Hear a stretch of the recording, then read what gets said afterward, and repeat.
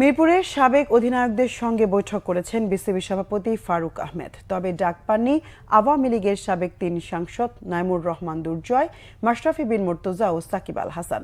আগামী বিপিএলকে সফল করতে তাদের পরামর্শ কাজে লাগানো হবে বলে জানিয়েছেন বিসিবির সভাপতি। মিরপুর শেরেবাংলা স্টেডিয়ামে হুট করে সাবেক অধিনায়কদের সঙ্গে নিয়ে বৈঠকে বসেন বিসিবি সভাপতি ফারুক আহমেদ।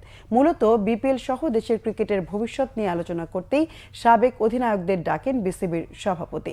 বিসিবি কার্যালয়ে শুরু হয় বৈঠক। তাতে সাবেক অধিনায়ক গাজী আশরাফ লিপু, মিনহাজুল আবেদিন নান্নু, হাবিবুল বাশার সুমন, শাহরিয়ার নাফিস, মোহাম্মদ আশরাফুল, রাজন সালে থেকে শুরু করে এই প্রজন্মের অধিনায়ক মুমিনুল হক সৌরভ, লিটন দাস উপস্থিত ছিলেন। বিসিবি সভাপতি জানান, এবছর বিপিএল এর টিকিট বিক্রি থেকে রেকর্ড 12 কোটি 25 লাখ টাকা আয় হয়েছে। এর একটা অংশ ফ্র্যাঞ্চাইজিগুলোকে দেয়া হবে। এবার যে সমস্যাগুলো ছিল সেগুলো সমাধান করে আগামী বিপিএল আরও সুন্দর করতে পরামর্শ দিয়েছেন সাবেক অধিনায়করা। চ্যাম্পিয়ন্স ট্রফিতে জাতীয় দলকে নির্ভর হয়ে খেলার পরামর্শ দিয়েছেন বোর্ড সভাপতি ফারুক আহমেদ।